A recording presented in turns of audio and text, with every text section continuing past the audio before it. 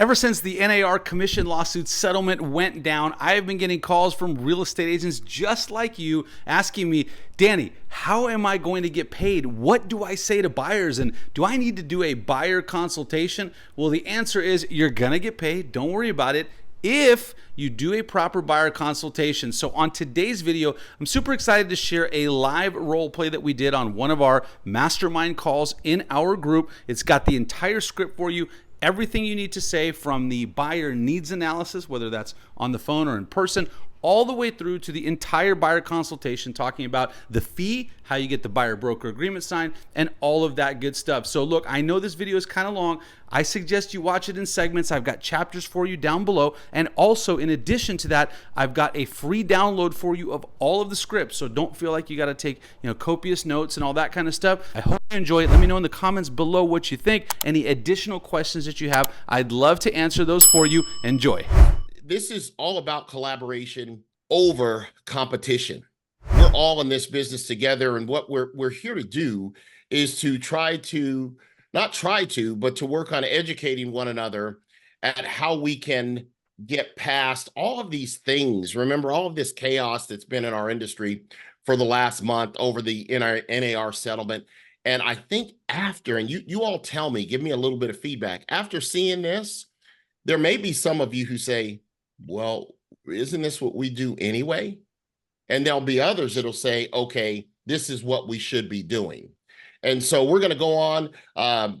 Most of you know Danny, and Danny is our business partner. Danny is located in the great state of Texas. And so we're just going to really do a buyer needs analysis and then jump into a buyer consultation. Danny, take it away. Good morning, everyone. I'm super excited. Kevin, thanks for the opportunity and for getting us all together. I was just going to tell you my goal, and I hope it's everyone's goal, is just to raise our professionalism. I think the more professional we can be, the better we can be at our scripts and dialogues and our conversations, then the better name we will give to the industry. It was always interesting to me coming to this from a law background, that there are so many agents that are not that professional. And so my goal is always to kind of raise that up. And like Kevin said, the more professional everyone is, the better it is for everyone, because it gives everyone a good name. So, all right, so here we go. You guys can all see this. And this is the buyer pre-qual, which I'm sure you guys have all seen. So Kevin, let's just rock and roll. A couple things I did want to say is, with everything you do in the buyer process, which Lisa, yesterday you said, excited to see the process, or David, someone said that. With everything in the process, I think it's very important to always have a goal. So what is your goal with the buyer pre-qual process? So anyone, what is your goal when you're doing this needs analysis? On the phone, in person, wherever that is. Finding out good morning, everyone. Sorry about that. Hi, Good morning. Basically just finding out their true motivation so that they can make a commitment. Perfect. I think that's a great goal. Anything else? I think it would be to find their standings, like where they are in their current life situations and what's happening in all of their circumstances. And are they qualified to buy a house at the current moment? Perfect. I love that last part. Are they qualified to buy a house right now? Excellent. Anything else? Any other goals you have when you do this pre-qual? I think for me, it's more just getting to know them, figuring out where they stand and how they're going to move forward. Fantastic. I love that. Those are all great goals. The only thing I would add to that on my end, I kind of hate that I was a lawyer for 2 years, because I always think in terms of my time and my opportunity cost. So when I'm doing this, I always also, in addition to those things, think about, hey, do I want to spend an hour on a buyer consultation with these folks? And what I want you guys to remember, and you can even write this down, there have been lots of studies done that when real estate agents lead generate or do client attraction activities and money-making activities, you earn between $500 and $1,000 or more an hour, just depending on your average sales price. Between $500 and $1,000 is what you make, okay? So if you average out all the money you made divided by your money-making activities for the year, that's probably what you'll come up with. So I want you to think about it this way. If I'm going to spend an hour with these folks, do I want to commit $1,000 to this relationship? So when I'm doing the pre-qual, I'm always thinking, hey, all those things you guys just said are great. And hey, do I want to do a full buyer pre-qual? A full buyer consultation, excuse me. So with that in mind, and the last thing I wrote on here in all caps is be excited and enthusiastic. I think excitement and enthusiasm is contagious. And so whenever I do any of these things, I always want to be super excited and super enthusiastic, because remember, this is an exciting time for these clients, right? Buying a house is awesome, very exciting. And so you want to make sure that you kind of pace that with the excitement and enthusiasm. Okay, so Kevin, ready to rock? Yes, sir. Let's roll. Okay, and I'm going to have this up on the screen, so I'm just following along. All right, so Kevin, I'm super excited to chat about your home purchase. I just have a few questions to see how I can best help you. So tell me first, what area are you looking to purchase a home in? Well, I'm looking mainly anywhere on the west side of LA that I can actually afford. Okay, great. Yeah, I know that's a challenge right now, right? Yeah, for sure. Okay. So west side of LA, awesome. And is that really the only area that you're interested in? Are there any other areas that you're considering? Well, if I decide to stay in Orange County, maybe Huntington Beach, somewhere on the coast. Okay, fantastic. So we got Huntington Beach also. And what do you like about those two areas, west side of LA and Huntington Beach? Well, LA, I'm an LA guy. I like the culture, of that, and just being in that area. There still are some good schools and that sort of thing. I don't like all the traffic, but that's what I like in LA. If we decide to stay in Orange County, it's strictly because my wife's an Orange County gal and she doesn't want to be anywhere other than Orange County. So it's going to be a challenge either way. But, and if we are going to stay down here, I'd rather be closer to the beach. I know how that is. Happy wife, happy life, as they say. Sir. Okay, sir. Awesome. Fantastic. Okay, so those are the areas we'll initially focus in on, and then we can always expand that search if we need to. That sound good? Yeah, fair enough. Hey, thanks for tuning in. I hope you're getting a ton of value out of this already. Look, I got a question for you.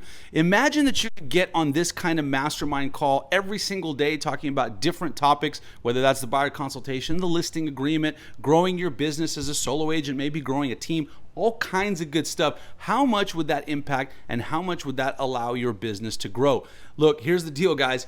We offer that in our group with no additional fee and no commission split. If you want to learn more about that, just click the link below, book a free business strategy call with me. I'll tell you all about it and how you can jump on all of these mastermind calls and grow your business to live the life that you deserve in real estate. Back to the video. And let's talk about price a little bit. What is your budget for your purchase?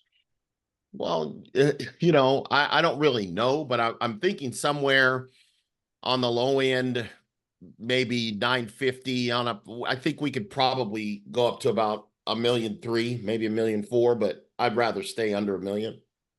Okay, sounds good. And Kevin, I heard you say you don't really know. So let me ask you, how did you come up with that price range? Just from doing one of those buyer calculator, mortgage calculators online and just figuring out where I wanted to be in payment. We could squeeze out a little bit more, but hell, who wants to pay a $8,000 payment? Okay, no problem. So since I heard you say payment, I'm assuming you're going to be getting financing. So what we'll do is we'll get you together with one of our preferred lenders so that we can really hone in on that budget. That is a super critical part of the home buying process, of course. Does that sound good? Well, you know what? One of my buddies is a mortgage loan broker I've known for a while, so I'm going to talk to him too. Yeah, that's no problem. You could talk to multiple mortgage lenders. In fact, I encourage that. Okay. Excellent. Good. Sounds good. Okay, cool. And then Kevin, let's just talk about, kind of your motivation right now. So, tell me, why is it important for you to purchase a home? Well, we just, we're just trying to settle in on where we want our kid to go to high school, that sort of thing. And we just, we're kind of tired of if I could move out of California, I'd probably move out of California, but where am I going to go? And so I really just want to be in a better situation. I don't like going to fast food, and everywhere here in Buena Park, there's nowhere good to eat. And I like to eat. And I got to have some grits every once in a while and stuff. You know what I'm saying? And so that's why I got to be in LA. Sounds like Texas or the South might be in the future as well. Yes, that's in my blood. I love Yeah. it. So Kevin, let me ask you an important question because of, with the market the way it is, and we'll talk about that a little bit later, but do you absolutely have to buy a home right now? Well, we don't absolutely have to buy a home, but we want to buy a home. We also want a home with a pool and that sort of thing. So yeah, I mean, if you're going off the pressure of your kids and your wife, then yeah, I absolutely have to buy a home. Okay, well, if I asked your wife that question, do you absolutely have to buy a home? What would be her answer? She said, yeah, depending on the price. Okay, perfect. That's what I want to hear. Awesome. Yeah. Sounds good. Yeah. And are you currently renting or do you own your property now? We're currently renting right now. Okay, great. And are you on a month to month or do you have a lease commitment? Yeah, we've got a lease, but in speaking with the owner, we could get out of that if we had to, if we found something. He's pretty cool. Okay, fantastic. That sounds great. So we'll be ready to go then. Okay, excellent. So let me ask you a quick question. In real estate, there have been some changes in the way we work with clients.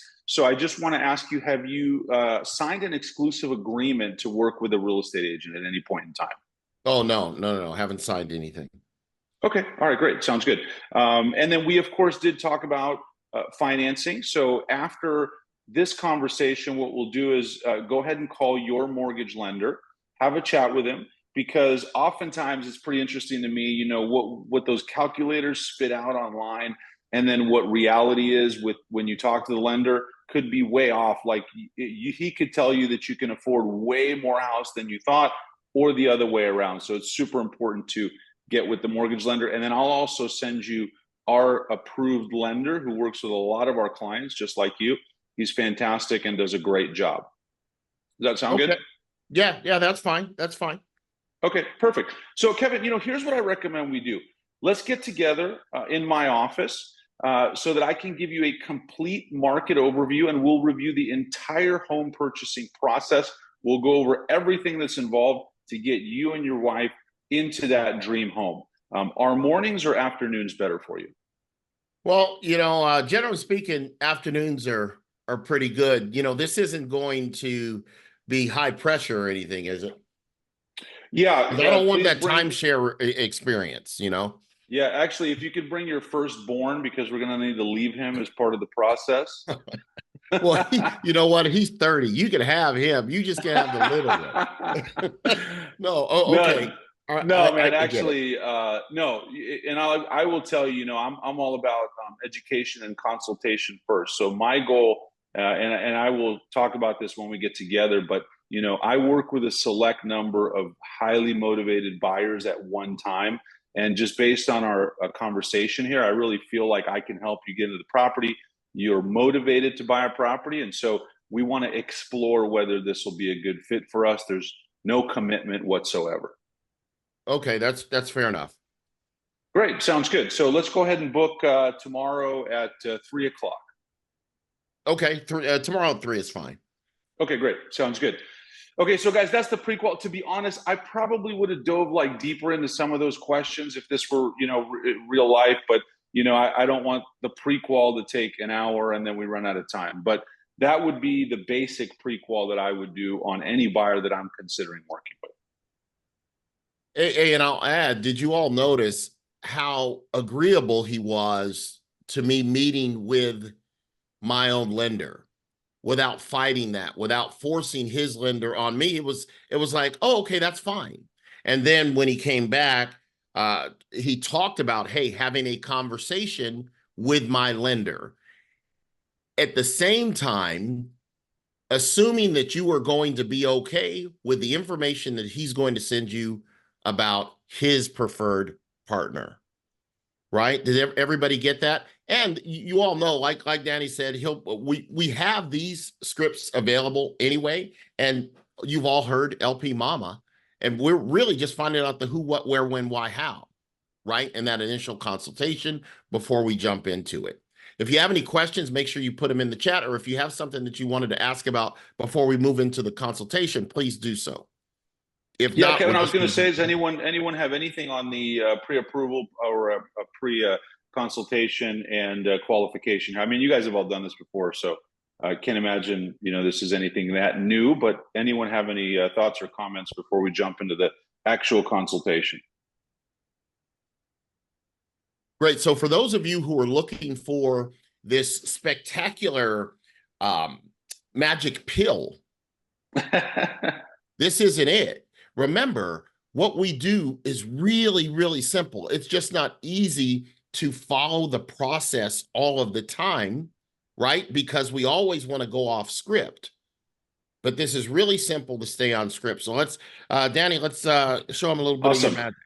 Sounds good. And by the way, you guys, what I will say, you know, we talked about this a little yesterday, Kevin, but you know, like when I was actively prospecting, like I had this printed out and I had it right next to my desk. And, you know, when you get someone that's interested, then, you know, you go ahead and jump on into the script and have at it, you know? So it's, I'm not winging it. You know, there's nothing that even though I've done it a million times, I kind of think of it as a pilot who's flying a plane. You know, they're going to use the checklist, even though they've been doing it for 30 years.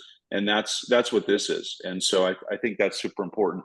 We have a question in the chat, Kevin. Let's see. The big question I have is if the initial call came in from someone wanting to see a property and us having to have an agreement prior to showing, i.e. Zillow leads. Okay, so this is a great question. And Kevin, I did see something from Kyle Whistle the other day on social media that I believe EXP has put out a single property showing kind of form agreement. Right. And so I don't know too much about it. I imagine all of these things are going to kind of, you know, get sorted out as the next few months happen, so that, you know, you're within compliance. So I don't know the specific answer to that. But what I would always try to do is, and we talked about this, Kevin, on a call a few weeks ago, is no problem. Like someone calls and they want to see a property. I'm actually not going to deny them that because that's why they're calling. So I want to see Main Street. Great, let's go check it out. But I'm going to be ready to do the pre-qual either on the phone before we go. So I'll set the appointment, then I'll do the pre-qual, Keegan. So Kevin, great, let's go see 123 Main Street. I'm super excited. Hey, before we hop off the phone, let me just ask you a couple quick questions. And then boom, you're into the pre-qual, and then you're ready to give your consultation at the actual showing. Literally at the showing, at the house. Hey, let's grab a seat. Let's do a quick, you know, chat about your home buying process, and then you're off and running. You sort of do that buyer driveway pre-qual for motivation, that buyer needs analysis in the driveway, Keegan. But the one thing, people are going to be much more open to answering any of these questions if you say, like Danny said, great, let's set a time, let's get over there and take a look at that property. Hey, but before we get together, before we hop off the phone, I've just got a couple of questions. And if you do it that way, you'll have a much better opportunity to make sure that you meet with them, and then you have the opportunity to take it forward. Like I said, we have no idea how it's going to happen in July with these single property showings. And so each one of you, regardless of the brokerage you are with, I'm sure that your team will roll out a way to handle that. But I'd say the first thing is to get in front of them and then worry about the rest later. Correct. You know, Kevin, on that note, like you mentioned how I had no problem with you, with your lender and all this. You know, one of the things, like, I don't know about you guys, but when I'm looking for something or I'm trying to buy something or I want to get a service and someone won't do what I'm asking them to do, I get really pissed off. You know, like, hey, I want to drive this car because I'm thinking of buying it. And they're like, well, you know, before you drive the car, we got to do this and we got to do that. And I'm just like, okay, forget it.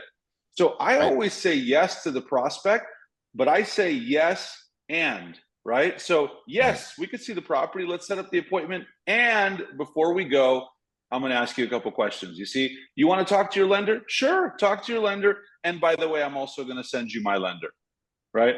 So you're never saying no to your prospect, but you're still getting to where you want to go. Make sense? Perfect.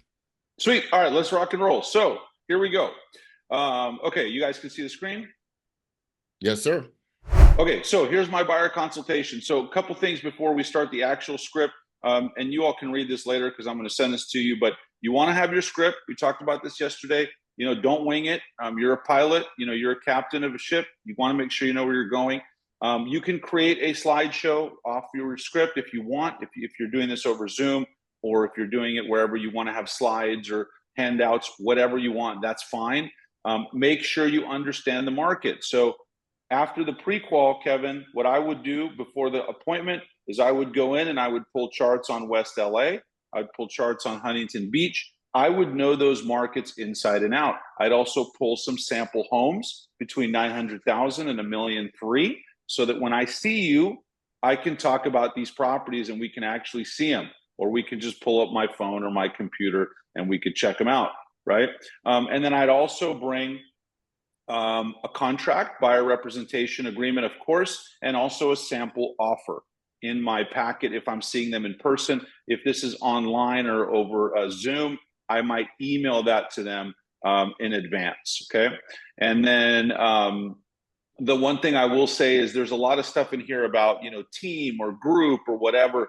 Even if you're an individual agent, remember, you always have a team. You got Kevin, you got me, you got your lender, you got your title rep, you know, all these people, you got your TC. So I always talk about our team, our group, and things like that. And that's applicable to everyone, right?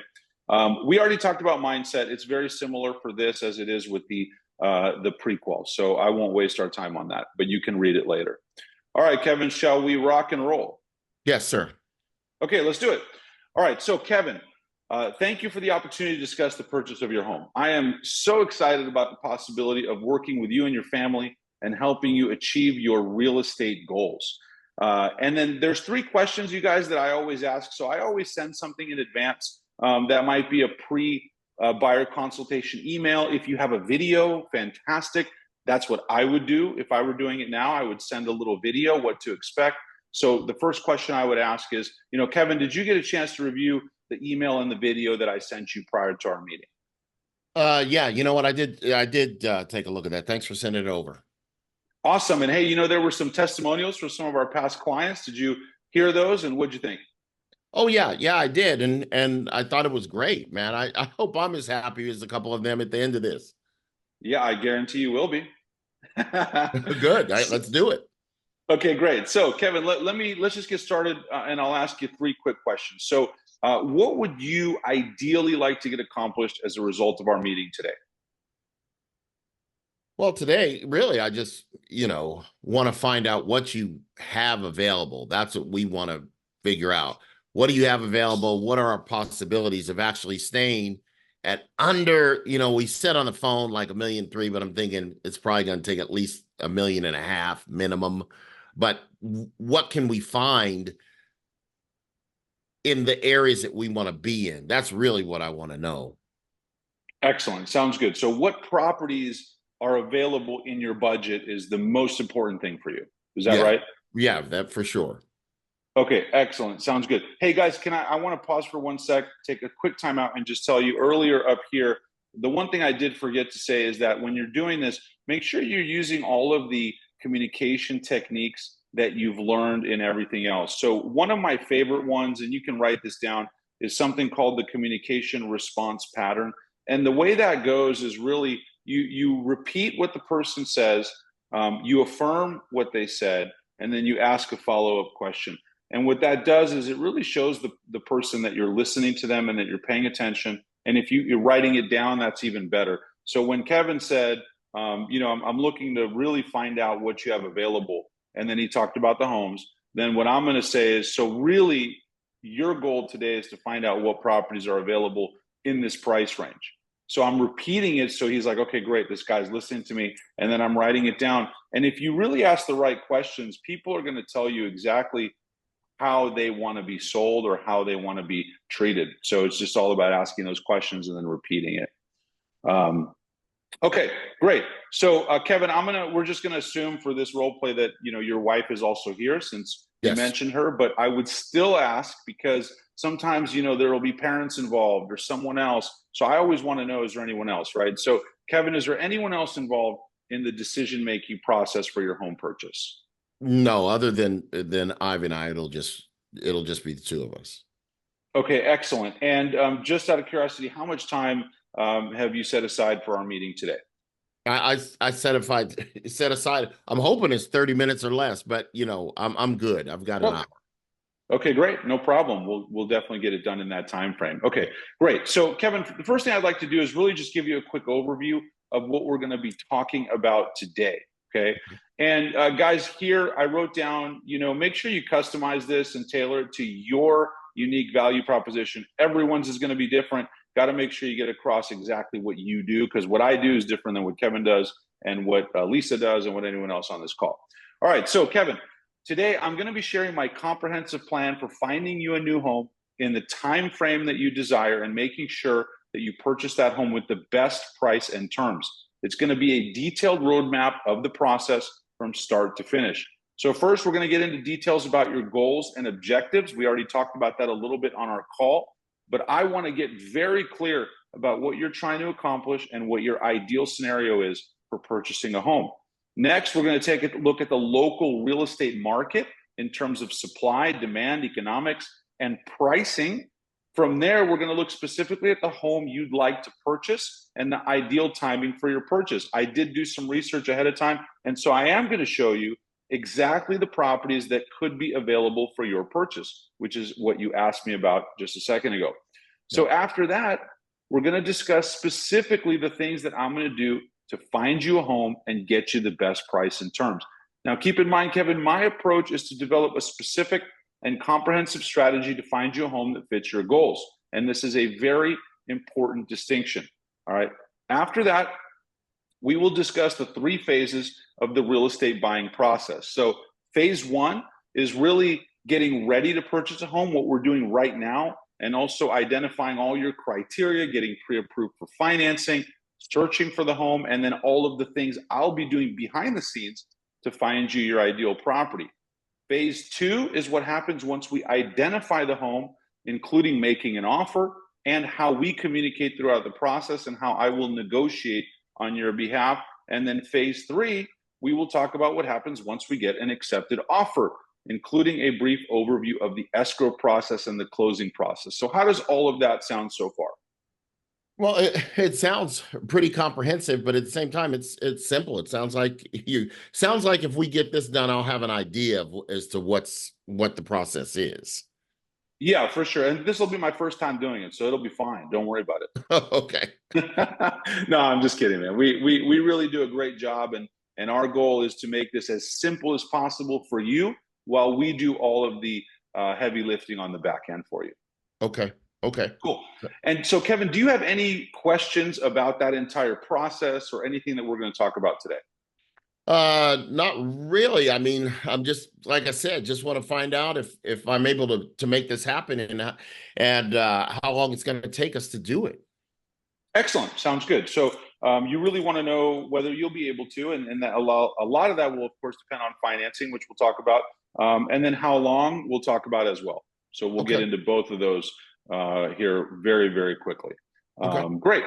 Okay, so Kevin, first thing I want to do now is really review what you told me on the phone prior to our meeting and get even more specific with you and Ivy about your goals and objectives. So, first and foremost, it's been a couple days since we chatted. Have there been any changes in your circumstances since then?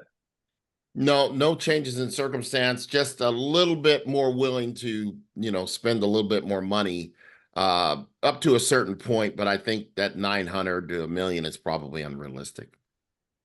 Okay, and it's interesting you said that. So did you get a chance to talk to your lender, or what is that actually based upon? It's just based on the fact we're taking a look at stuff on Zillow and all that stuff, and shoot, the prices are just higher than we originally thought. Right, exactly. Yeah, and that does happen. That's not unnatural, so don't beat yourself up about that. Once we do really get that pre-approval letter from your lender, you'll get even more dialed in on the price. Okay. Excellent. Okay, so Kevin, you said you want to move to West LA or Huntington Beach. Are there any other areas that you're interested in? Well, I mean, and I know that's a real wide area. There are a couple places in Orange County. If we don't stay by the coast and stay closer to where Reese is, so maybe we'd consider, Yorba Linda or somewhere there. I really like those areas, but price is really going to dictate to us, it sounds like. Yeah, sounds good. And I'm really hearing that you're very, very focused in on the price. So we will definitely keep that kind of front and center. Okay. Awesome. Okay. And you did tell me on the phone, what's important to you about these areas, the food, different restaurants, things like that. And then also the beach, of course. Yes. Awesome. Okay, great. So Kevin, Ivy, here's the fun part.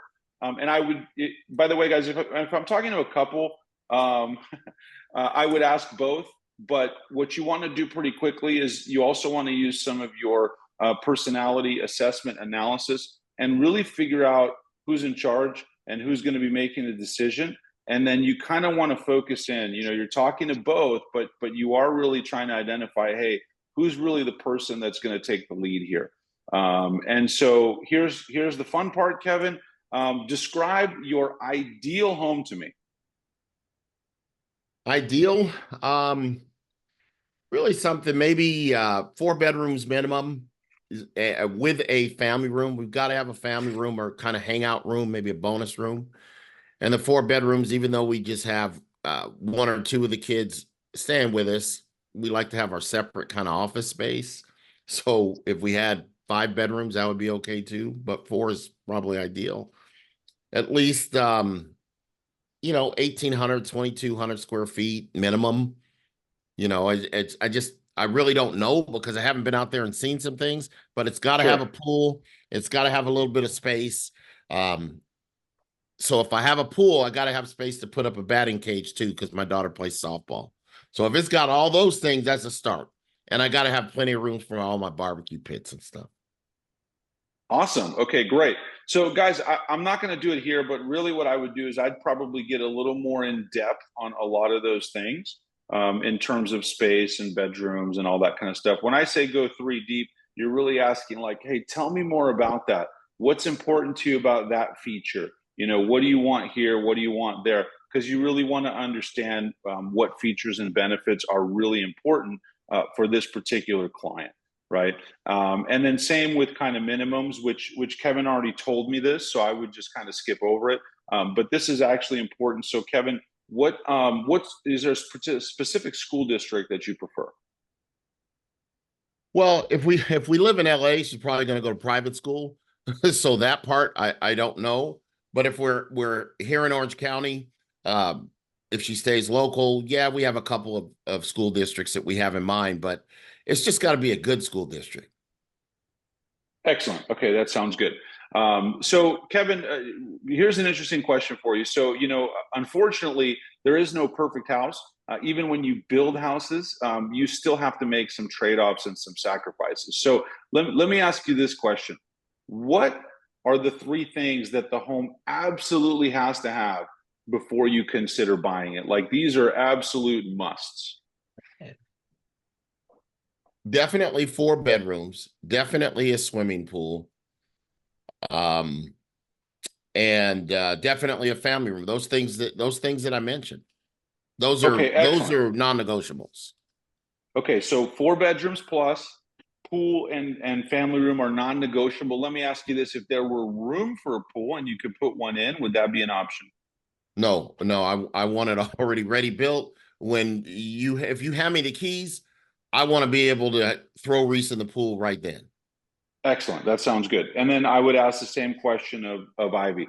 Now, Kevin, conversely, let me ask you, what are your 3 absolute deal killers in a house? Well, a small lot, an HOA, and a small kitchen. You know what? I should have said I got to have space in the kitchen because I like to be in the kitchen.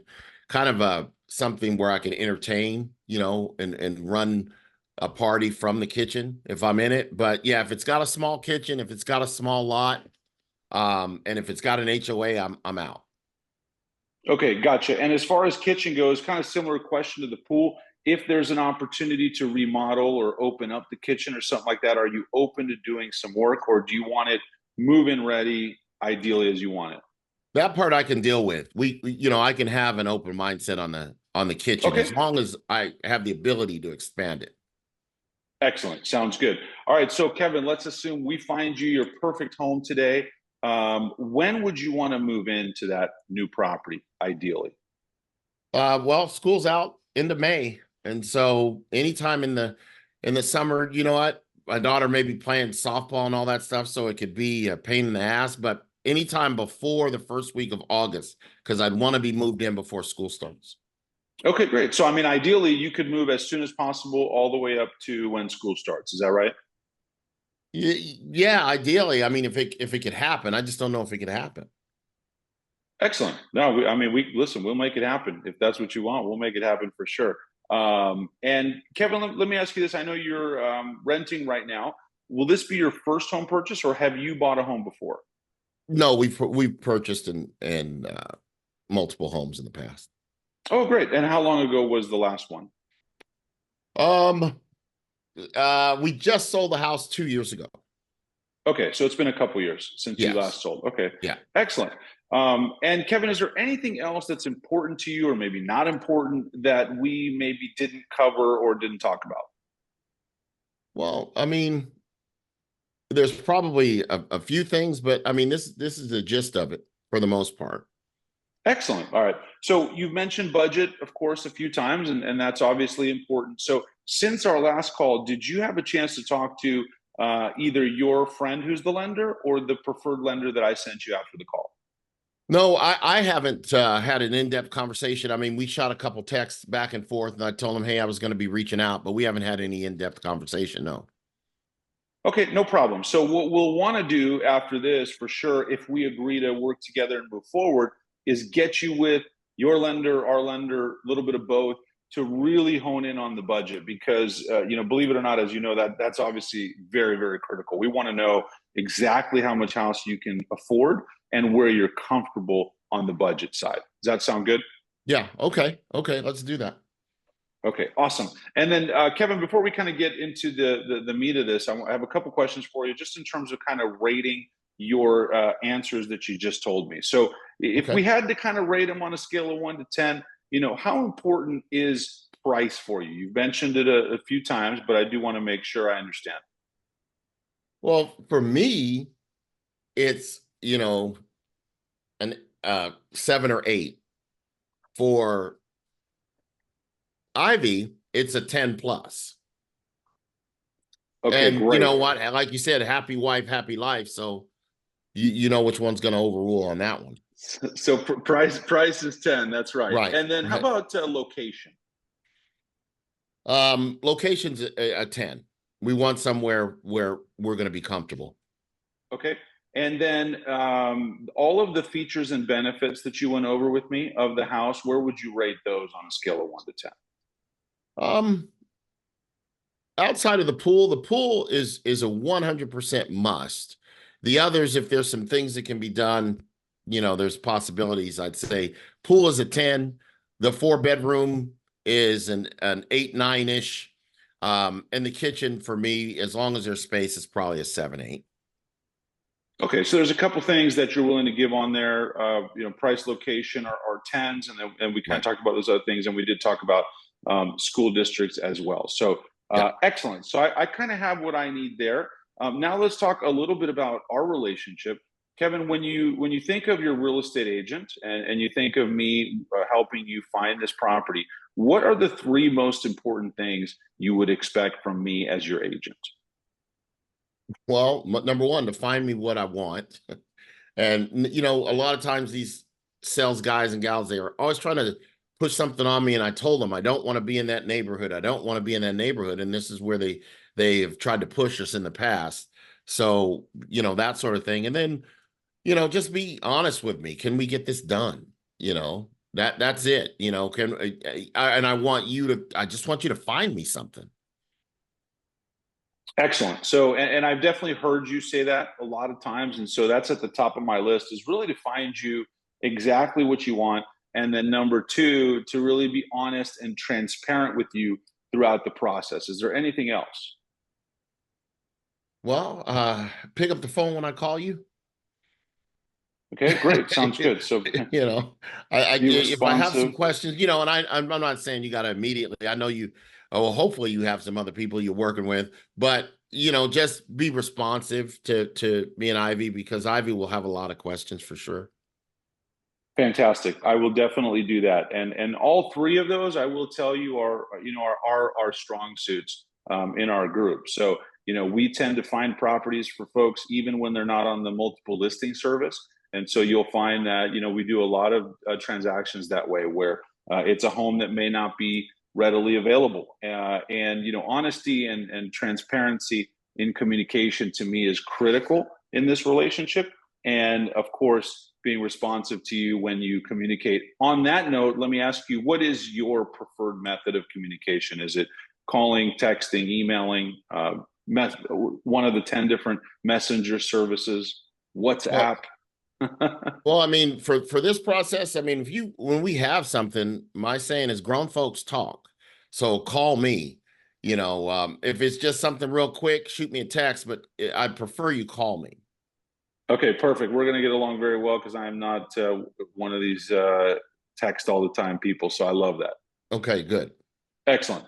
Okay. All right. So you guys, there's a bunch of other questions here you could ask. You know, I might have gone way deeper on a lot of that stuff, but, you know, in the interest of time here, I'm not going to do it. But there's a ton of great questions here that you can use in your search for, you know, motivation, features, benefits, especially when there's two people. You know, you really want to make sure that you understand, you know, the dynamic and what people want. I mean, I can't tell you how many times I've asked that question, what are the 3 things you want? And then 2 people give completely opposite answers, you know, or what are your 3 deal killers? And, you know, they're like conflicting. So you may have to spend some time there for sure. You know, just to make sure that you don't mess that up.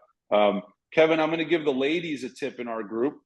Okay. So ladies, I went on one buyer consultation where I brought a buyer agent partner on my team who happened to be very attractive. We didn't get the deal. Afterwards, we really wanted to work with these people.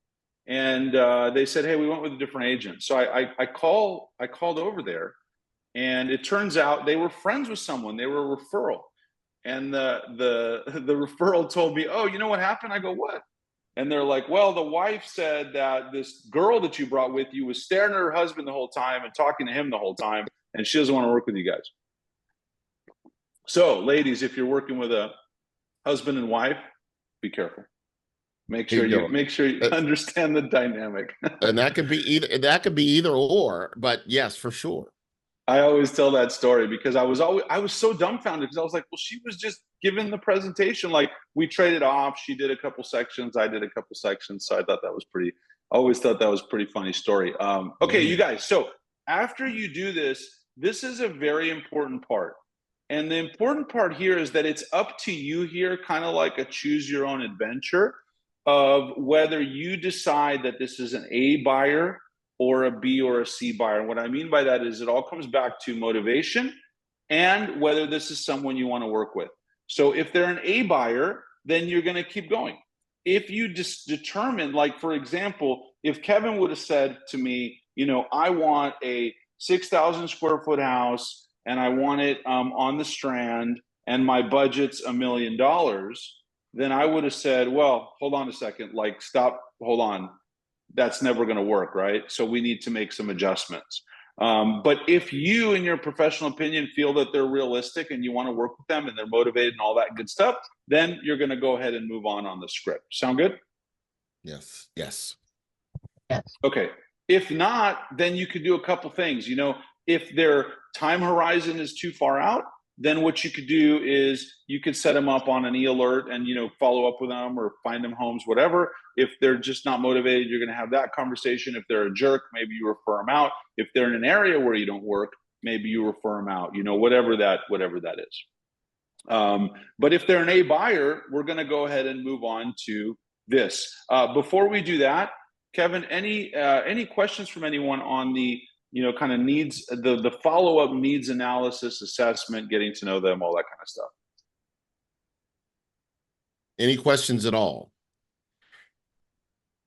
And you'll find. Yeah, I have a question. Please, Ty, go ahead. Yeah. So when you go through the whole qualification and everything, do you go into like how much they make or income or if they co-sign, or do you let the lender ask those type of questions? Because that could affect their eligibility. Yeah, so Ty, that's a great question. I let the lender do that, and I have a couple specific reasons for doing that. You know, I want to be the nice guy in the relationship, so I'm good cop, and we'll let the lender be the bad cop. you know, if there's any issues or any of that. In addition to that, you know, a lot of people are kind of sensitive about their finances, and you know, all I really need to know is what can they afford, what are they comfortable paying, and so I will definitely defer those conversations to the lender. In addition, I'm not the expert. You know, I don't know every loan program. I don't know what's going on out there. I don't know what you can get for what rate or whatever. Does that make sense, Ty? Yeah, that makes sense. That makes sense. But also, I know some people kind of like to ask those questions just to give a lender more of a clear view of what they're working with. But no, I get that 100%. Yeah, I mean, you know, I always feel like there's no benefit to me because I can't make a decision on it anyway. Like if I asked you, okay, like what's your credit score and how much money do you make? I have no idea what that means as to how much you can afford because I'm not a lender. So I really have always been of the opinion that, you know, I'm going to surround myself with a great team, and then I'm going to allow each team member to do what they're really good at. Just like Ty, I would not want the lender talking to them about the property they're buying. And I hate when lenders do that. You know, like I remember I once had a lender who I never used again, obviously, who like said to them, oh, you know, I looked at your inspection report and this, you know, this just doesn't look good. And I was like, what the hell are you saying, man? That's not your lane, right? So same thing, you know, let the lender do the lending and we'll do the real estate part. Right. And before we move on, I'll just piggyback off of that. Remember, we want to find out if a person is ready, willing, and able, right? So our job is to find out the ready and willing. The lender's job is the able. Keep that in mind. And if a lender tells you that they want you to ask all those financial questions, it's a lender who either just got in the business yesterday or who is lazy. Because usually lenders don't want us to get in the way. And I don't want to get in the way because it's not my area of expertise. Make sense, everybody? And if you answer lender questions one time, you're going to possibly have to keep answering or try to come up with answers that you might not have at one point. Yes, and remember, guidelines change every 15 minutes, right? A lot of times the loan officers can't keep up with the guidelines. They're being updated by the underwriting department on a regular. And so we don't want to go in there and answer any questions that may be in conflict with what the true answer is, right? That's why I would stay away from that if at all possible. Okay. And I will say, Ty, it's a great question. And if they ask you, by the way, I would tell them the same thing. So if Kevin, when we talk about price, if Kevin would have said to me, well, do you think this is reasonable? Do you think I can afford a $1.3 million house? My answer would be, I have absolutely no idea. And that's why I work with the best lender in the business. Here's his contact information. I'm going to get you all together. I'm going to send a text message right now and connect you. Right after this, get on the phone with him and he'll answer that question for you. You know, so that's the way I would kind of deflect that and make sure that they talk to them in a good way because they're the pros. So excellent. Okay, so let's rock and roll. So the next section of this is now that you want to, I always start with about them because people love talking about themselves. So I'll let them do that as long as they want to go. And then after that, yeah. Hey, Stephen, this is a really great point. Make sure they don't buy a car or finance anything. Good lenders will tell the client, hey, during this time period, don't do any of these things. There was a list we used to have called like the top 10 don't do's. And one of them is, you know, don't buy a car, don't co-sign for someone, you know, all this kind of stuff. Yeah. Don't lose your job, you know, things like that. Right. Okay. All right. So here we go. Next section's about us. So Kevin, you know, now that I'm perfectly clear on your goals and objectives, I'd like to share some information about my real estate group. And you could say that any way you want, my group, my team, whatever, and how we can help you. So the first thing, Kevin, and this is so critical, I want you to appreciate that not all real estate agents are equal. So just like there are, you know, great attorneys and there are amazing doctors and financial advisors, and then there's also the folks in those professions that aren't as good, there is the same or maybe even more varying degree with real estate agents. You know, not all agents have the same experience, the same expertise, the same skill, and most importantly, not all agents achieve the same results. Does that make sense? Yeah, that makes sense. Excellent.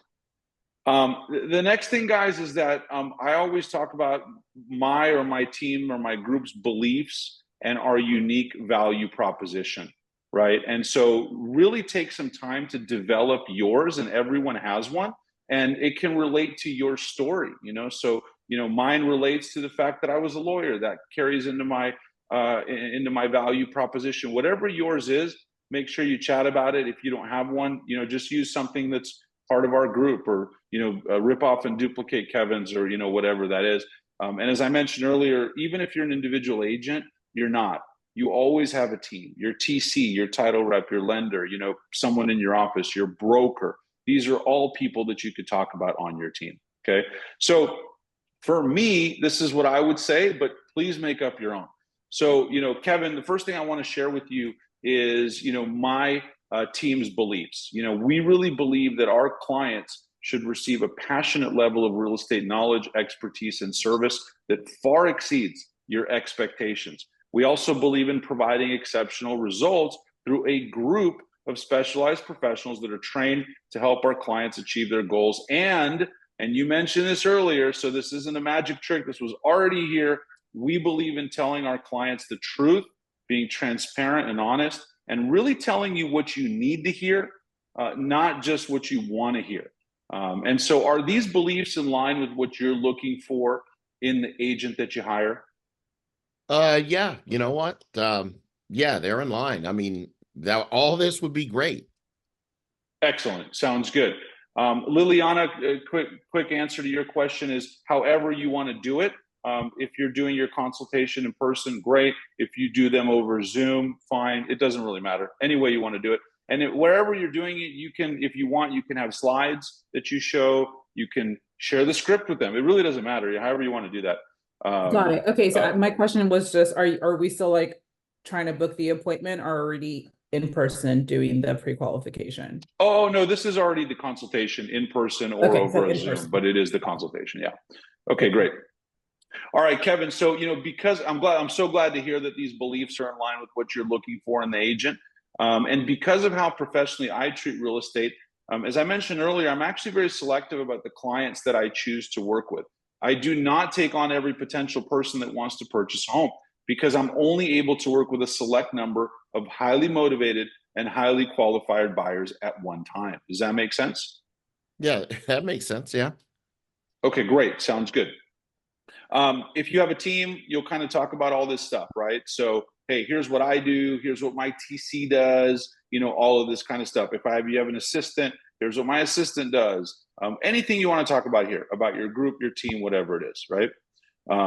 Okay, next up. So, Kevin, the next thing I want to cover is communication. So, you actually mentioned earlier, you know, having a responsive agent, but to me, regular communication and feedback are so critical to this plan, and they're essential to ensure that we exceed your expectations. So I believe in full transparency and collaboration throughout this process. So there's never any wondering or guessing or questioning as to what's going on. And I want to ask you to always tell me exactly what you're thinking and feeling about the process. Okay. Sound good? Yes, for sure. Okay, good. And remember, you and I are on the same team. You, Ivy, and me. We're working together to achieve that together to ensure that you achieve all of your goals and objectives. Okay. All right, great. Guys, this is a subtle point. If you're doing the consultation in person, sit on the same side or at the head of the table with them sitting on one side of the table. And when you say this, when you say, hey, remember, we're a team, what I usually do here is I'll even put my hand on Kevin's shoulder. Hey, Kevin, we're a team. We're working together to ensure that you achieve your goals and objectives. Don't sit across the table, because that's not the way a team would sit, okay? Right. And these things are subtle, you guys, but this is what creates that rapport and that bond with you. Right. All right. Okay, next up. If you're doing it on Zoom, obviously, you know, it's tough to do, but, you know, one tip I will have for Zoom, Kevin, is when you set up your camera, let me make sure I did this, is a lot of people will do their Zooms like this, okay? Don't do that. When you're doing a buyer consultation, set up your Zoom so they could see your hands. And the reason for that is that your hands actually make you look a lot more like you're in person, okay? And use hand gestures, use hand motions. Because remember, body language and tonality and all of these things are way more important than the words you say. Right. Okay. So make sure this is a super subtle point, but make sure that you're always doing this. I finally get my broken finger thing off today, so I'm very excited about that. But so you're always doing this during the presentation. Okay. All right. So here we go. So Kevin, now let's talk about one of my favorite topics. Okay. Something I'm so passionate about, which is negotiation. Okay. One of the skills that is absolutely critical for your real estate agent to be an expert at is the skill of negotiation. Because what a lot of people don't realize is that the sales price and the terms that you actually get for your home are heavily dependent upon your agent's ability to successfully negotiate and solve problems, because that is what the entire real estate transaction is. Okay. Okay. And what I do, Kevin, here is actually very unique. I draw upon my experience being an attorney for several years and really make it a point to emphasize this part of the transaction. So when we work together, you're really getting all of that experience, being an attorney and being able to negotiate on your behalf. But I do want to highlight that in every real estate transaction, there are actually at least 4 major negotiations that occur. Can I share those with you? Yeah. Okay. Okay, great. So the first negotiation actually starts the minute that I talk to a listing agent about a home that you're interested in. So I'm going to do everything I can in that initial conversation to set the tone for future negotiation, including finding out the seller's motivation, their reasons for moving, the most important things to them, which, by the way, may not always be the price, and everything else. The second negotiation actually happens once we make an offer. So my job is to represent you in the best way possible. We'll discuss our offer package a little bit later in the meeting, but the strategy that we use is heavily dependent upon my skills as an expert negotiator. My job at that point is to get you the best price and terms in light of current market conditions. If there are multiple offers on the property, I'm very experienced in how to get you that home that you love. This is a real strength of mine, and really not every agent is equipped to navigate effectively through this type of situation. Okay? Okay. All right. The third critical negotiation takes place during the inspection process. So my experience and skill give me a real advantage in making sure that we protect your interests.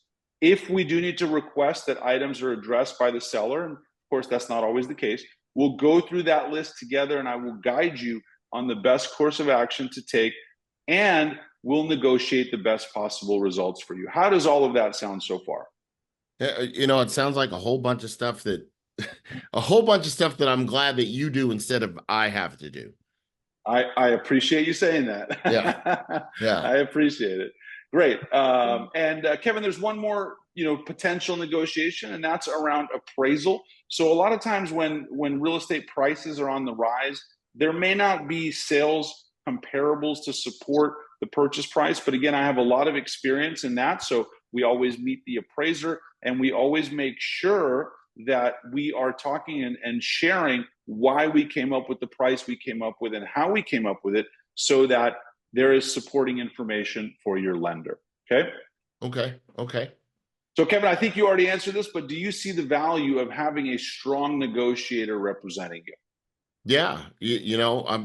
I'm just hoping this doesn't cost me too much. No, it's all good. And we'll definitely talk about, the fees and compensation and how that works in just a second, because it actually has changed recently. So we will definitely cover that. So Kevin, I'm guessing though, that this entire part of the home purchasing process is a little more complicated, and there's more to it than what you might be thinking or what might be out in the media, right? Well, yeah. I mean, on my end, I just want to go look at houses. That's it. Correct. And not just look at it. I want to find the right one for the family. That's it. All this other stuff that goes in there, that's exactly why we need somebody to guide us. I love it, Kevin. And I will tell you, the reason that I go so in depth in this meeting is so that you understand the entire process. There's full transparency, and you can know about everything that's going on my end. Remember, I'm not going to fill you in on every little detail as we're going, but I'm going to tell you ahead of time so that you know exactly what to expect, and so that you know how we're going to get the best result. Okay, perfect. Okay. Because, Kevin, the thing is, a successful real estate transaction in many ways is defined by your agent's ability to solve all of these problems. Every escrow, every transaction, every sale is unique. None of them are the same. And that's why I think that having the type of experience that I have really matters in this situation. Okay. Yeah, I think it does. Okay. And then if you haven't talked about it before, you could talk about any case studies or reviews here. If you have something similar in that area, you could share it here. People love to see social proof. So what I would say there is something like, for example, this brings to mind someone that we just helped purchase a home in the area. And then I would talk about that. Okay. Okay. Great. All right. Next up. So the next section is about the real estate market. So Kevin, with all of this information in mind, I'd like to turn our attention to the real estate market. So have you been following the market lately? Yeah, a little bit online, and just what I hear in the news, but a little bit checking out the neighborhoods just online. Okay, great. Sounds good. So I've prepared some charts to just create a little bit of a framework and context for our discussion about the real estate market.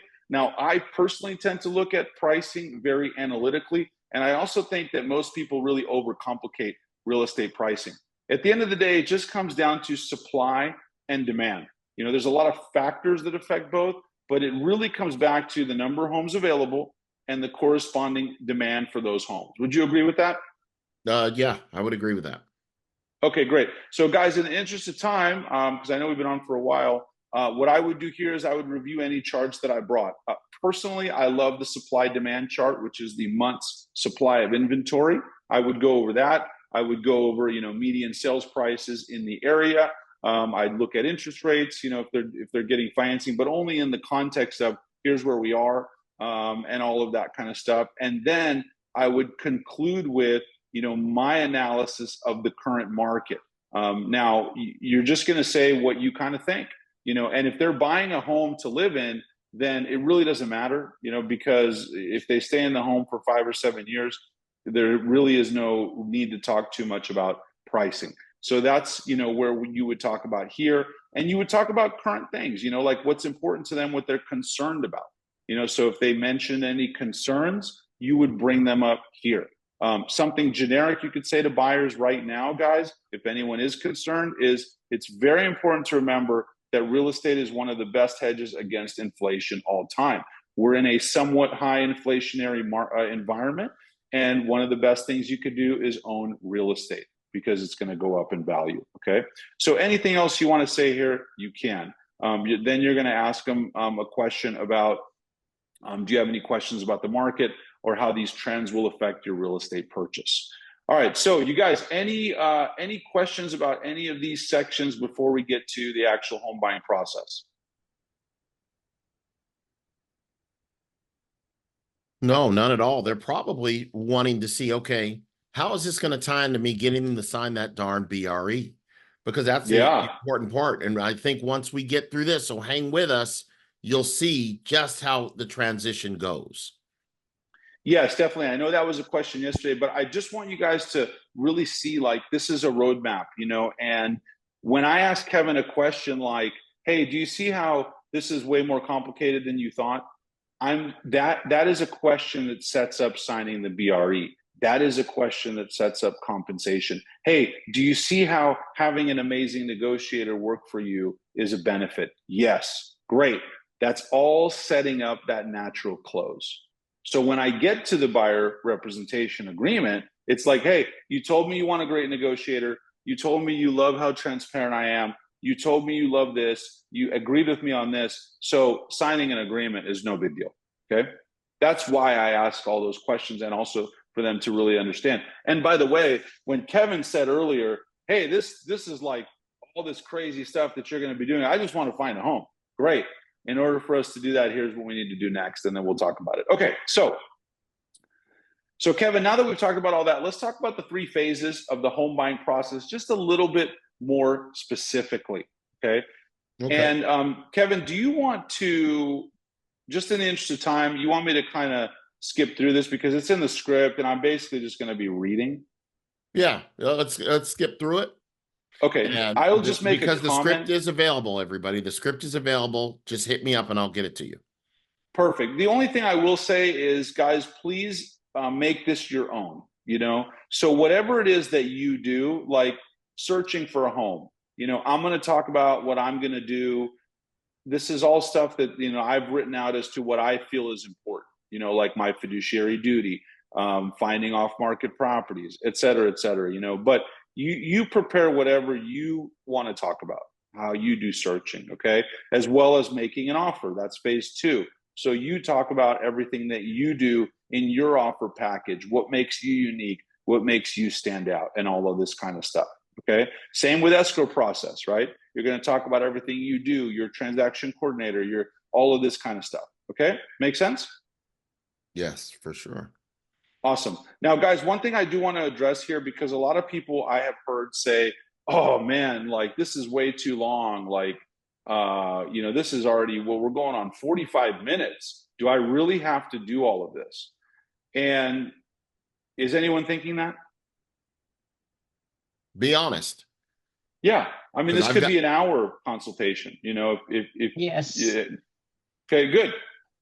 Thank you I for think being it honest. depends more on the client's needs and if they're an experienced home buyer or if this is their first home buy.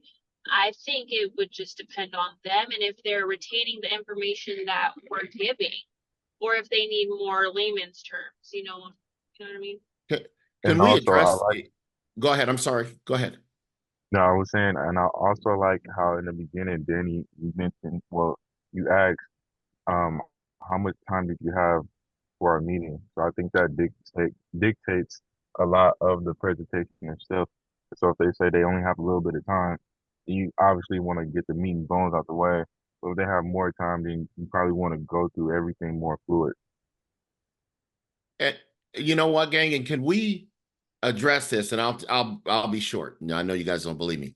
Address this after Danny finishes up, because I just have something to say that maybe you can think about going forward. Okay, Excellent. let's address this. That sounds good. And those are such great points, you guys. I think Yes, they are. understanding how much time they have and all of that. But what I will say about length of time, just so you know, is that, you know, this whole thing sets up the relationship to me.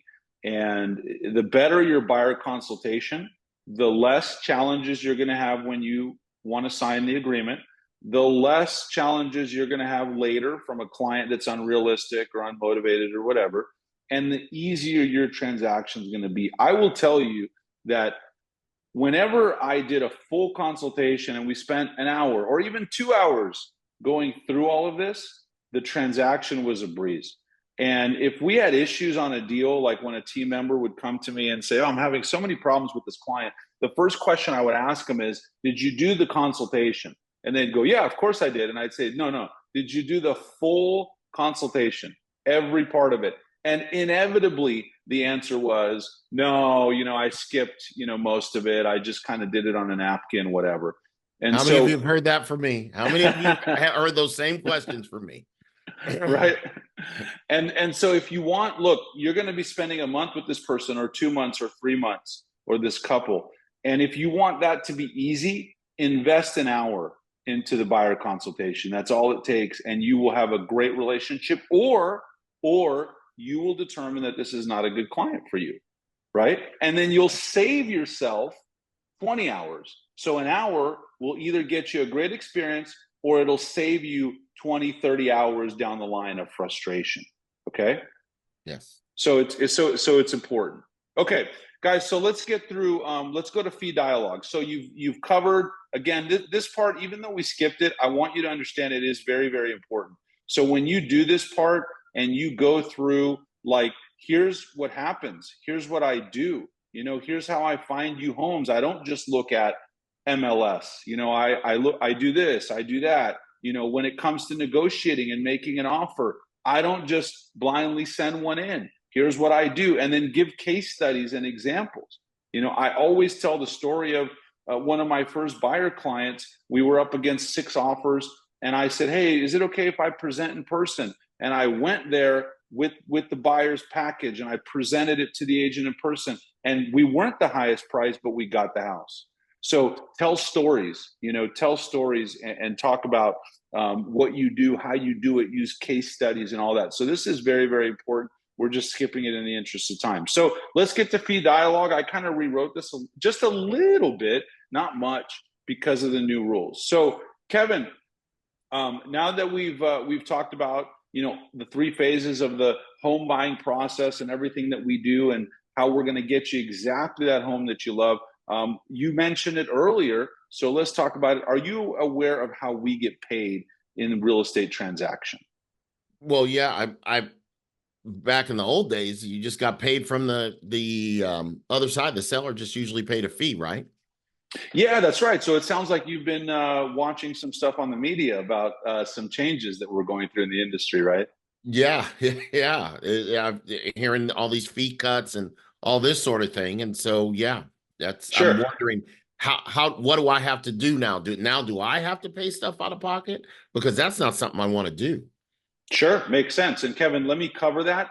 First, though, what I do want to explain is that, and this is very critical, I want to explain that we as real estate agents are compensated on a contingency fee basis. Do you know how that works and what that means specifically?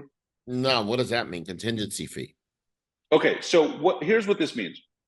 So unlike most professions where people get compensated for services when they're delivered, right? We only get paid when we find you the home you love and escrow is closed. This is a very important distinction in the way compensation happens, okay? And one thing I would do here, guys, is I'd relate it to either something they do or a different profession. So if you know what they do, so Kevin, make up a profession for you. Oh, I own a landscaping company. Perfect. Okay, good. So here's what I would say. So I'd go, Kevin, this is a very important distinction. So let me share the difference, right? So you own a landscaping company here in town, right? Right. Yeah. Great. And so when you go and you sign a contract at a house for a monthly service of $300, they're paying you, right, as you're performing the service, correct? Yes. Yes. Right. So in real estate, and that's called fee for service, right? In real estate, it's actually kind of a complete opposite. So we're paid on the contingency that we find you the home you love and it's great and we close escrow, right? So if we work with a client and we work with them for 6 months and they never find a home or they never close on a property, we've invested a lot of time and money and we never get paid. That's the difference. Okay. And Kevin, do you remember earlier in our meeting when I mentioned that I'm extremely selective about the clients that I actually do work with? Yeah. Oh, yeah. I was wondering that because I was like, don't you want to work with everybody? Well, that's a great question. And this is the reason why, right? Because we get paid on a contingency fee basis, I have to be very selective. Okay. And based upon our conversation, I am extremely excited to help you with your home purchase because I know that you're motivated to purchase, you're realistic about market conditions, and you see the value in the services that we provide. Would you also agree with that? Yes, I definitely agree with that. Excellent. Sounds great. So, Kevin, as you mentioned, there have been some recent changes in the way that agents are compensated when they work with buyers. So I know you said you kind of following, but are you familiar with specifically the changes that have happened? No, I just heard that the sellers don't have to pay the buyer's agent anymore. Yeah, and so see, there's a lot of misconception and misinformation around what's going on, and that actually is not true. So that actually is not the case. So here's how it works. My fee for services is 3% of the ultimate sale price. So under the current structure, which runs through about July of this year, and remember the final rules have not been set on this, the seller makes an offer of compensation directly through the multiple listing service, right? So that's how it's worked. Whatever that fee is, whatever that offer of compensation is, that's what we get as an agent. And as you mentioned earlier, there's no out-of-pocket fee to you. We are paid at the close of escrow. However, starting in around July or whenever all these rules go into effect, there are a couple of minor changes. So instead of that, there are going to be a couple of options with respect to my fee. So first, you actually do have the option to pay my fee at closing. It's not technically out of pocket, but you can pay it on your side of the closing statement if you like. You don't have to do that. Most of the people are going to do it a different way. Once we find you the home you love, in our offer package, we're simply going to request that the seller pays my fee as part of the process, just like it happened before. And I guarantee you that in 99% of the cases, this is exactly how the transaction is going to be structured. So in the rare case that, we find you an off-market property that's not on the MLS, or maybe the seller doesn't agree to pay the compensation as part of the initial offer package, we will just build my fee into the transaction and the final sales price. But either way, that's not an out-of-pocket expense to you. Does that make sense? Okay, yeah, that makes sense. Because I'd prefer it not be out of pocket, but I don't want it to raise the sales price $1 million either.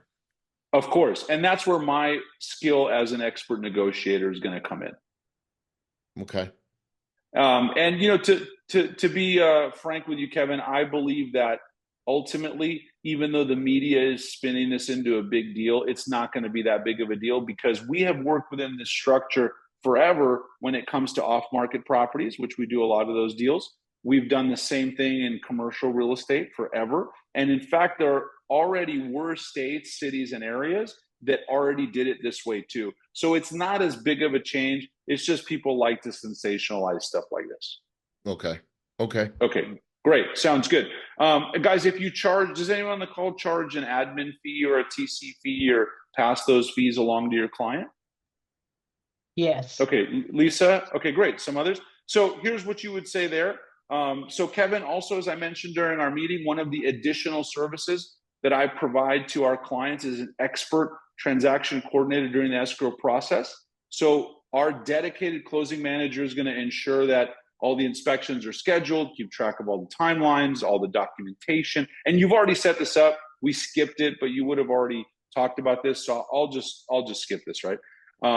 There is a fee of $450 for this service as part of your closing costs, and that is paid through escrow. So again, there's no out-of-pocket expenses. So Kevin, do you have any questions additionally on any of the changes in the fee structure or anything like that? No, it seems pretty clear cut, and it seems like there are some options for us. Yes, definitely, 100%. And Okay. we'll work through it, as the rules change on us here, in July if we're not in escrow yet. Okay, so Kevin, thank you so much for your time today. We discussed your goals and objectives, my specific plan for finding you a fantastic home and getting that property for you on the best price and terms. We also discussed the 3 phases of the home buying process. And as you requested, we covered exactly the home that we're going to find for you. We talked about how I'm going to be honest and transparent with you and responsive, which are all things that you want in an agent. Is there anything else that's important to you that we may have not covered today? No, really. I mean, the main thing is, you said we were realistic, so I'm taking it we're okay as far as you can find us something in the areas that we're looking in. That's really all I care about. Perfect. And Yep, I don't want to have to pay anything out of pocket for your fee. Excellent. Sounds good. Yep. And you've mentioned that several times, so that's at the top of my list. Excellent. Then I'm good. So if you can find me something. Yeah, we will. Yeah, based upon, like I said, based upon your criteria, I feel that you're realistic in your expectations. And to be transparent with you, Kevin, if you weren't, I would have told you from the beginning, and we would have stopped this about an hour ago. Okay. Cool. So Kevin, based upon our discussion, I do feel that we would work very well together. And I know that my team and I will be able to obtain the results that you're looking for. All we need to do now to get started is review and sign the standard buyer broker agreement.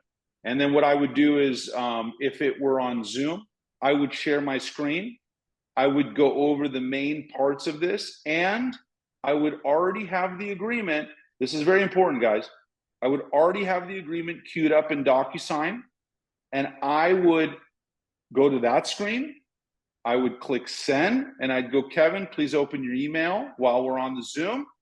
Please go ahead and sign the agreement. I would never, ever, if both decision makers are present and you've gotten this far, I would never say, Hey, great, Kevin. So thanks for your time today. I'll be emailing you the agreement later. Just sign it and send it back. Nope, right on the phone. If you're in person, it's much easier. You already have it. It's already filled out. You quickly review the important parts, and then you slide it over to your teammate on the table. They sign, and you're good to go.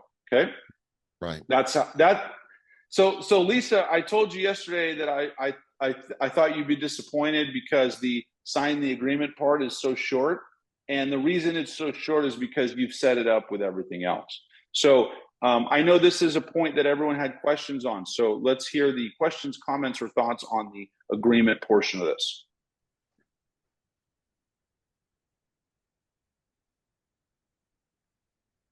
No questions on it. So I have a question. oh, Sorry. please, Cece. So I just wanted to take it back to your conversation as to how to handle the explanation of, because you said it's a contingency process.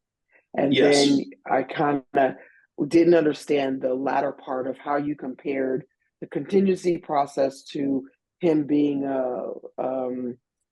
I guess, landscaping company. Can you kind of touch on that again? Just kind of go over that again really quickly.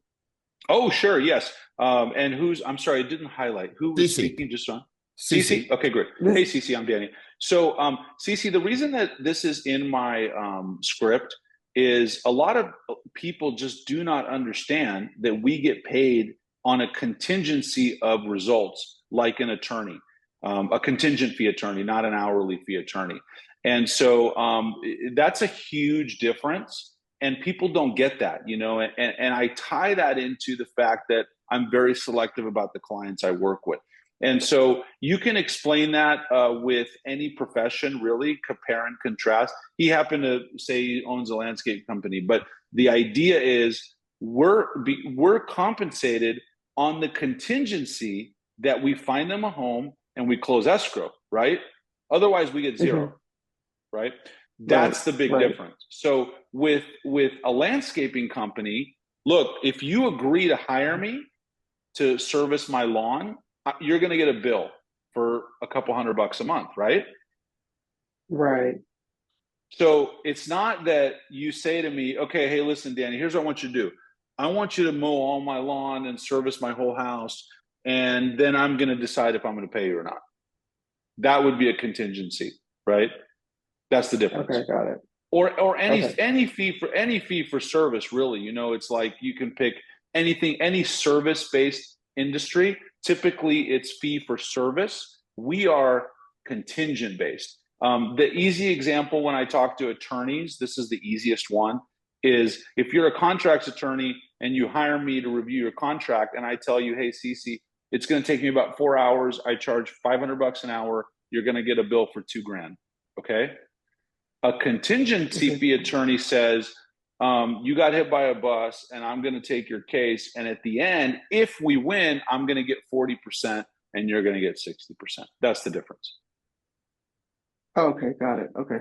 Right. All right. And so the reason that contingency fee attorneys make way more money is because they have to spend time on the 9 cases that don't win, and then they hit the 1 home run. Right. So they're very selective about the clients they choose to work with. Same with us.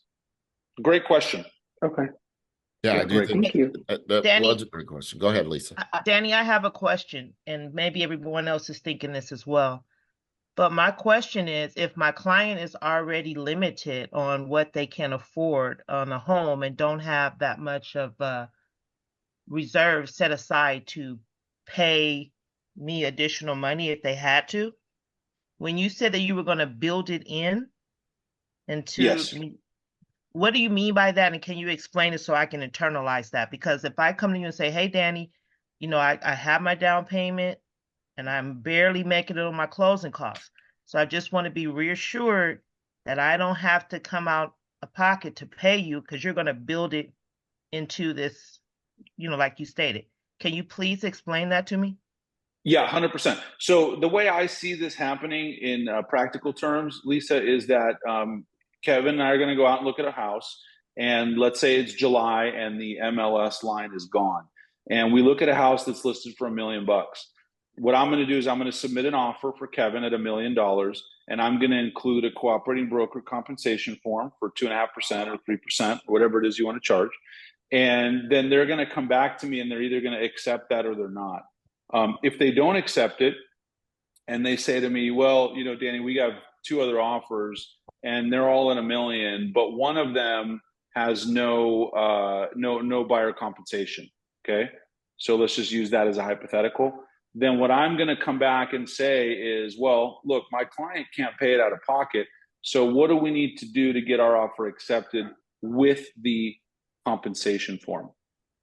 And then they may come back to me and say, well, if that's the case, then the purchase price needs to be $1.030 million, because we need to compare apples to apples, right? Extra 3%. And so then that's what I would tell Kevin, is I would go, hey, Kevin, in order for us to get the house, we need to have a purchase price of $1.030 million. Okay. Right. And that's the way we've done off market all the time. Like if you go talk to a FSBO, right, and the FSBO goes, hey, I just want you to know off the top, right from the beginning, I'm not paying a buyer compensation and my price is $850. Then what I would tell my client is, hey, the FSBO wants $850, but they're not paying a fee. My fee is 3%. So that would be whatever it is, $27,000. We need to offer $875. And we've done that forever, right? Same exact thing. So I would just you're basically treating, for compensation purposes, every house as a FSBO. And that's what they do in commercial too. I was actually just talking to a buddy of mine. I referred him a commercial client, and he goes, hey, I found him a shopping center. It's $7 million, and there's no broker compensation listed. And so I'm submitting the offer and I'm asking for 2%. Same thing. So you would just build it in either to the offer or the purchase price, one way or the other. So to Lisa's point, good morning. To Lisa's point though, Danny, particularly for clients, like, you know, she mentioned that may be already teetering on the fence as far as closing costs, but building in that compensation, the real estate compensation, and they are already at their max at purchase price, then how do you calculate being paid if that's the scenario? So you're saying like their max budget is, I don't know, 800,000, 500,000 is their max budget. And that has to include everything, right? Right. Yeah. So then you would just have to make a judgment call on each property as to what's going on. So let's just say you look at a house and there are no offers and it's listed at, $840, then fine, maybe that's a house you can buy. But if you have a house that's listed for $870 and there's multiple offers and they're over the price, then you would just have to tell your client, hey, based on your budget, this is probably not a property that you'll be able to secure. And if you have that written, if you have it written into your buyer representation agreement, that if that can't be done, the buyer has to make up that difference, Janine, right? If you have that in there, then they're going to say, well, I guess I should stop looking at homes at $850 and I should start looking at homes at $790. Correct. See, if we want to get paid, gang, we're going to have to get better at negotiation. We're going to have to use the tools that we've always had. And that's how come when you guys asked that question a little earlier, I was like, well, wait a minute. And you say, oh, okay, the presentation may be a little too long. Well, we're on here now and we've been on for a little bit of time, but you can do this in 45 minutes at the max. But if you do it in 45 minutes at the very beginning, after doing the needs analysis on the phone, isn't that worth not having to continue to re-educate your client throughout the process, right? And if you educate them in the right way, they know exactly what to expect. They know that, hey, this is how the negotiation process is going to be set up. And this is what I can afford. And if I can't afford that, then like Danny said, you as the agent, you're going to have to make a judgment call and decide what your value is. right? Also, the other thing, Kevin and Janine, what I would say is that, that this is why I talk about the importance of negotiation so much and having an expert negotiator working for you. Because, what a client might say is, well, maybe I'm better before the meeting. They might say, well, maybe I'm just better off under the new compensation rules calling the listing agent directly or calling the seller directly. And that's when you go right back to everything you talked about. Well, yes, Kevin, that's definitely an option. However, as I mentioned earlier on negotiation, if you do that, you're foregoing all of those things that are going to help you get the price and terms that you want. So would you agree? And then you can ask a really cool question, which is, hey, my fee is 3%. And and this is a question a lot of agents are scared to ask, but there's no reason to be scared if you give a good presentation. Here's the question. Hey, Kevin, based upon everything that we just talked about today, how I'm going to negotiate on your behalf, search for properties for you, handle the 3 phases of the home selling process, would you agree that the value I provide is worth at least 3% of the purchase price? Right. There's a great question for you to ask, and they tell attorneys when they're asking, don't ask a question you don't know the answer to. But if you've gotten yeses all the way through the presentation, then there's no reason to be scared to ask that question, because you already know that they're going to agree with you. Oh yeah, I told you earlier. You'll get answers like, hey, yeah, I told you earlier in this, like, everything you do is amazing. I could never do that. And if I went and called the listing agent on my own, I'm probably going to get hosed, because they're going to rack up the fees on me and I'm never going to get a deal and all that kind of stuff. So don't be afraid to ask that powerful question as well. You can't be afraid of that. And remember, as the saying goes, the close is always just a natural progression based on how great your presentation was. So it is so imperative that you are solid in your presentation. You're solid in your needs analysis, your pre-qualification for motivation, because like Danny had said, and I know a lot of you have heard this from me over and over again, hey, did you pre-qual? Hey, did you pre-qual the buyer? And everybody says, well, no, or I changed some things around, or I didn't ask these questions. You have to ask the questions. You have to go deeper and wider to set up that transition into the actual consultation, right? And then you follow the process in the consultation. There was a point where Lily had asked, hey, are we still on the phone? Or are we in person? Are we in the consultation phase? But that's because we went back over and we did. Once we sat down with the clients, it is you do a preview of the coming attractions, right? You basically go over what the process, what you're going to review here. And then you're just going to review the things that you talked about over the phone. Then you're going to make it totally about the clients. Then you're going to talk about your unique value proposition. You're going to talk about how the negotiation process is going to go, right? And talk to them about exactly what to expect, what's going to happen. And then when you get to the close, it makes it so easy once you give them the recap and you ask that question. So based on everything that we talked about and these steps and this step and that step, can you see value in working with me and hiring somebody and having someone like me on your side in your home purchasing process? And if you've gotten a bunch of yeses and head nods and you've had a good conversation with them over the past 30 to 45 minutes, then in order to put me to work and make sure that we can get you in your place before that August 7th start date of school, all we need to do now is get this process, get this done, is get this paperwork taken care of, and you put me to work this afternoon. Does that make sense, everybody? I know that this is this particular process, it took a little bit of time, but like I told a few of you on the phone or in our Zoom call the other day, is there is no magic pill to all of this. And when you go over it, all of you say, hey, wait a minute. All this is a buyer consultation that we either are doing or should be doing anyway, right?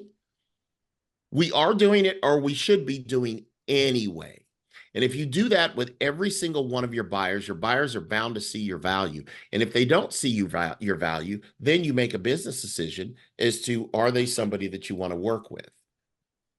Are they somebody that are going to cause you to earn whatever you say your fee is? If it's $500 to $1,000, great. If it's $100 to $200 an hour, great. Whatever it is, do they fit your ideal client avatar, right? Before we wrap this up, does anybody have any questions or comments? And remember, if you go up and just reach out to me, you know, all of you that are on here, you should know my phone number or my email address. Reach out to me. And if not, if you got this information on the Facebook group, post something in the Facebook group requesting that information. Does anybody have any questions or comments before we wrap this up at all? I do. One more question. Please. I'm pretty sure everybody's thinking about this, but one more question, Danny. So let's just decide our client is committed to us, and for some odd reason, they go in that house, they like it, the listing agent, they have a conversation with the listing agent afterwards, and they decide, hey, go home, call me and say, hey, Lisa, you said I can rip up that, you know, that agreement. I decided I think I just don't want to be in that agreement right now. But then they decided to work with the selling agent. Can they do that? Sure, great question. So Lisa, this is all, first of all, the line that you said about rip up the agreement, that's all up to you, how you work. I don't have that in my script, and I've never said that to a client personally because of everything I say in my script. So I've had clients that have said, hey, you know, what if I change my mind or I want to cancel or whatever, you know, and then I'll have the discussion with them about, hey, remember how I told you, like, I'm very selective about who I work with because of I get paid on a contingency fee basis. I'm going to be investing a lot of time and money in this relationship, and it's a mutual commitment. We're a team now. And so what I'll tell them is, hey, listen, it hasn't happened, but if there's something egregious that happens that I do that you just can't stand or whatever, no problem, you know. But I never personally say you could just rip it up anytime if you want to. So that never comes up with me where they're going to go talk to the listing agent. I will say, Lisa, I think now under the new rules, I think it's listing agents are going to probably be a little more hesitant to say like, oh, forget about Lisa, just come work with me directly because now you're under contract. So it's a little bit of a different story. So I don't think it'll come up as often as you know, as maybe you anticipate it will. But I think, again, I hate to keep harping on it, but the better you are in your consultation, the more value they see in what you do, and the stronger that relationship is when you do a full consultation, the less that'll ever come up because that listing agent's not going to do a full consultation. So why would they want to leave you? You know? Yeah. So yeah, I think, and just to piggyback, I don't say that I've just heard it, but it's just the value and the weight of that. Is it something that we just sign just to have it internally, or do they have that escape to be able to work with them because they don't have to pay us if we don't build it in, and then it's easier for the listing agent to double in it and just say, hey, you can come over here with me. And I see what you're asking. Was the question. I see what you're asking. Gotcha. No, I mean, look, if you have a buyer broker agreement signed, then they can't just rip it up and cancel. No, I mean, whatever your term is there, a month or 3 months or 6 months, that's how long that relationship lasts. And so they cannot just cancel and go to the and go to the listing agent. I will make a point that you know, you kind of never want your client going and meeting with the listing agent without you anyway, or someone on your team. So that shouldn't really happen anyway, right? Because you shouldn't send them to. I never send clients without me to like an open house or a showing, you know, without someone on my team. Right. Because I don't want that. I don't want that to happen. Kevin, I wanted to make one more point based on something you said. Please. You said in what you said when you were talking earlier, you should do this for every client. And I know from experience that half the people on here are saying, well, but if it's a referral or if it's a friend or if it's my dad, I'm not going to do it. And I want to share with you guys that if it's a referral or a friend or a family member, is even more reason to do it. More important. Yeah. And the reason why is because it establishes a professional relationship. And when it is a family member or a friend, I mean, I did this presentation to my best friend when we helped them buy a house. And here's how I let off. I said, my buddy's name is Jason and his wife's name is Sarah. And I said, Jason and Sarah, listen, I am going to, on the business side, you're buying a $6 million home, and I am going to treat this in a business-like fashion because this is the most important thing you all are going to do. And we're going to separate when we're looking at houses and doing this, our friendship from our business relationship. And I'm going to give you the same great level of service that I would give someone that called me off the street. Because if you don't, what you're actually saying is someone who calls you off the street is more important than your family member, you know? Right. And so I just want to mention that because I think it's so critical. Totally important. So think about it. If you have someone who doesn't want to spend 1 hour planning out, having a plan of attack to spend $750,000 or $3 million or hell, $300.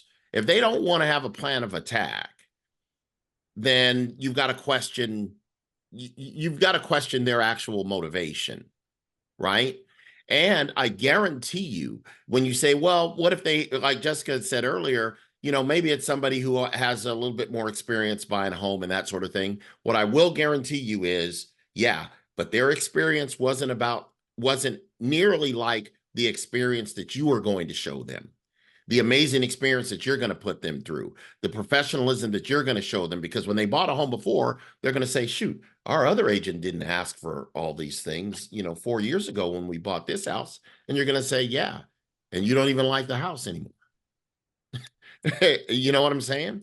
So, and it could have been like 30 years ago when they were still looking at binders instead of that. Absolutely, positively. Could have been like 30 years ago. You're absolutely right. So, hey, to wrap this up. So one thing I will say though, so to avoid the issues, the problems that you guys said, what if they decide to go to the other listing agent, or what if you rip up the agreement and all those things? If you cancel, if for some odd reason you just cannot do business with this person and you decide it may be better off for them to go to somebody else, make sure that you provide them with a list of properties that you showed them. So if there's an issue that comes up and there's a procuring cause issue, you say, well, these are the homes that you said you didn't like. And if you did decide to buy them, you would utilize my services. And if you don't utilize my services, you're going to owe me a fee. I would make sure that I draft something and have it there, just like you would provide a canceled listing with a list of people that came through the home that you showed. You know, so if they try to sell it within that first 90 days, they're going to owe you a fee. I would do the same thing with buyers. All this is going to make us do is it's going to make us into a more professional real estate agent. And we're going to do the things that we are supposed to do because we're now going to be required to do it.